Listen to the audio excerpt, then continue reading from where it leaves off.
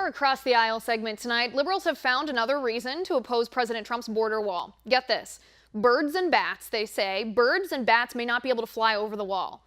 That's right, they're more concerned with the well-being of bats than they are about the victims of sanctuary city violence. What is wrong with liberals? You got to see this one.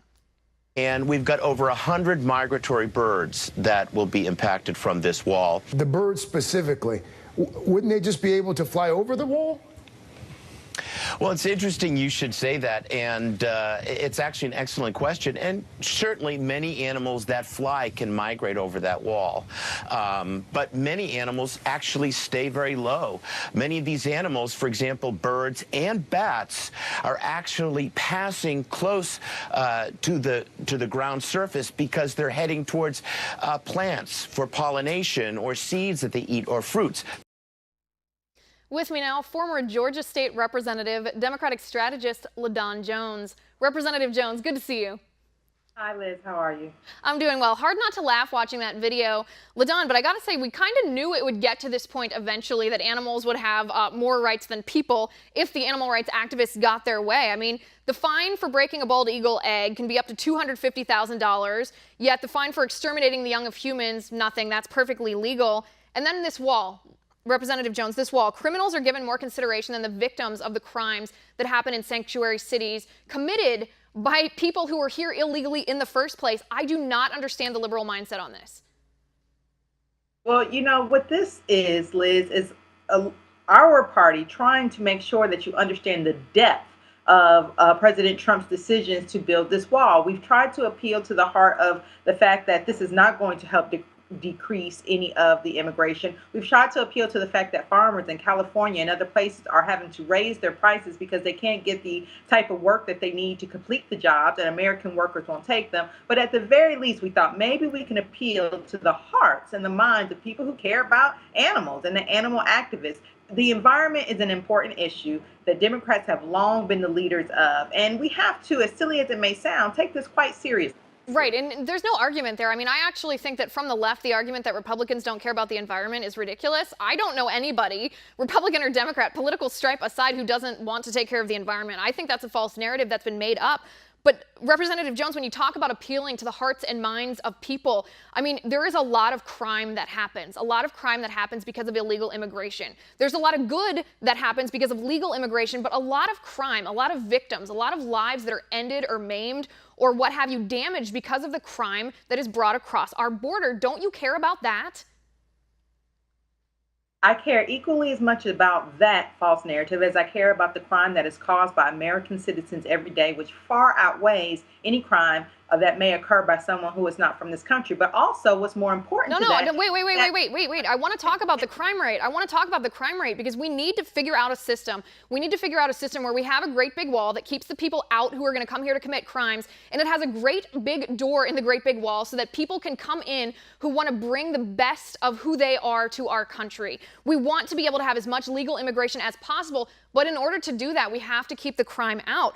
Representative Jones, of our population here in our country, it's 3.5% illegal immigrants, 3.5%, yet the crime rate for illegal immigrants is 13.6% of federal crimes. That's hugely disproportionate. That's hugely disproportionate. You know what else is disproportionate? The number of illegal immigrants that come into America by crossing the border versus those who come by air. And so although putting up a wall may be an intent to try to stop crime, it's actually quite unfounded because it's likely not going to have the big effect that you may think that it is. Or is those people like President Trump's wife that overstay their visas and overstay their ability to stay in the country that may be part of the solution. Here's what we're talking about. Anytime you change a law or change a policy, it's like a spider web. If you shake something over here, it jingles something over there. Well, that includes our environment. So the reason why this is being brought up is not to say we don't care about crime, but to say even in an attempt to curb crime, what you're going to do is affect the environment, which will eventually affect the people who live near the border, which will eventually affect the economy. And if all of this is supposed to be about the economy, in addition to killing our relationship with Mexico, you're going to kill the environment and the cacti too? Let's be a little bit smarter. No, I mean, to be honest, with all due respect, that's absurd. I mean, we're talking about crime here. It's the Democrats who are shaking the proverbial bell over here, talking about the birds. No one wants to kill the birds. That's not really the topic we're talking about. Well, who else we don't want to kill here is people. Let me share with you these statistics. I want to hear what you say. Almost 50% of federal crimes in our country in 2014 were committed near the Mexican border, in the border states of California, Arizona, New Mexico, and Texas. 61,529 criminal cases initiated by federal prosecutors, again in 2014. Of that 61,000, 24,000 of them were filed in the districts near the Mexican border. 75% of federal drug sentences in 2004 were illegal immigrants. I mean, you can't deny the fact that illegal immigrants do bring crime. There are a lot of them that don't, but a lot of them bring crime, especially in these border states.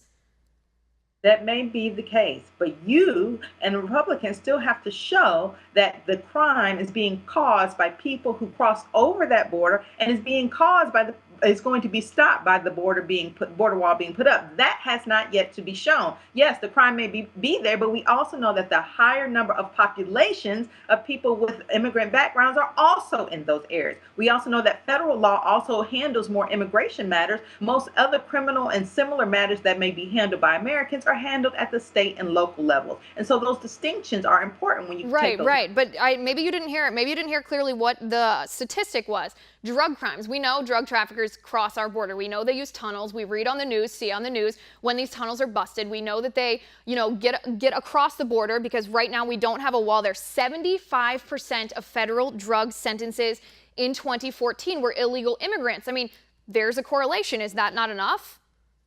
Well, the correlation that you're missing, however, because I defend both federal and state drug crimes. And the difference is many times those crimes are put together because of their illegal immigration status, versus those same crimes that were handled by an American would then be sent over to the state and local authorities to handle. That is the big difference. But the crime has still been committed. I mean, the crime is the crime is the crime. These people committed a crime. These people were in our country illegally. They committed a crime. I mean, that is correlated to the fact that our borders are not secure. It's not all these people just constantly coming in on visas and overstaying their welcome. Many of these people cross our border illegally. I mean, you can look at the U.S. Customs and Border Control website to see the exact numbers. This is not something that I've pulled out of the hat. This is not something that's a conservative talking point. This is something that comes from our federal government themselves. They say it's a problem. It's not just under President Trump. This was something U.S. Customs and Border Patrol said under President Obama as well. A lot of drug traffickers, a lot of criminals come across the border. They go back and forth to commit their crimes and get away. We need to stop that.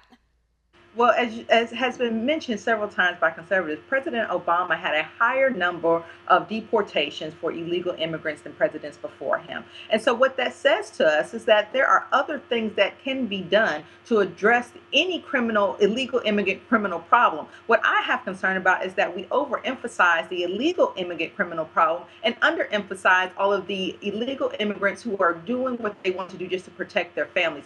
That's where the conversation gets thrown off. And so we can't seriously talk about a wall, whether it's good or it's not, unless we look at the whole picture. That includes the environment, that includes safety, that includes what effect it will have on the economy of our country. Because right now, the proposal that President Trump is putting forward for this wall has all negative effects on those things and no positive effects. Right, but the positive effects might be the 12% of murders in the United States that are committed by illegal immigrants, the 16% of drug trafficking convictions in the United States committed by illegal immigrants. That might go down. Girls like Kate Steinle up in San Francisco, a sanctuary city, she might still be alive. That's what happened under President Obama. These sanctuary cities burgeoned up because all these people were in the United States illegally. They committed crimes. Local law enforcement agencies wouldn't cooperate with federal immigration authorities, and crimes were committed. The American people were put at risk. If that doesn't give a bad name to separating the difference between criminal illegal aliens and otherwise law-abiding immigrants, I don't know what would, and I don't understand why Democrats don't recognize that.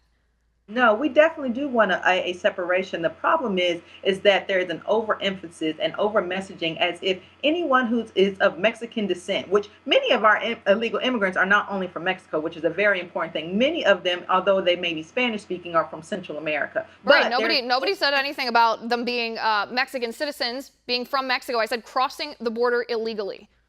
But either way, there is an overemphasis in the criminal element and not enough emphasis on solving the overall arching problem. And Democrats will continue to try to throw things at President Trump to hopefully make him look at the other alternatives to continue to keep our relationship with Mexico, which is vitally important. If he wants to stop criminals from coming over here, helping to ensure that the Mexican economy, as well as the American economy through NAFTA and other projects, is a better way to go than throwing up a wall that, as you mentioned, there are tunnels going under them. There are people flying over them. They're coming over on boats. That wall is not going to do very much but spend a whole lot. But not birds. No birds flying over. Don't forget that part. Representative Jones, thanks for being here. It's great to talk to you.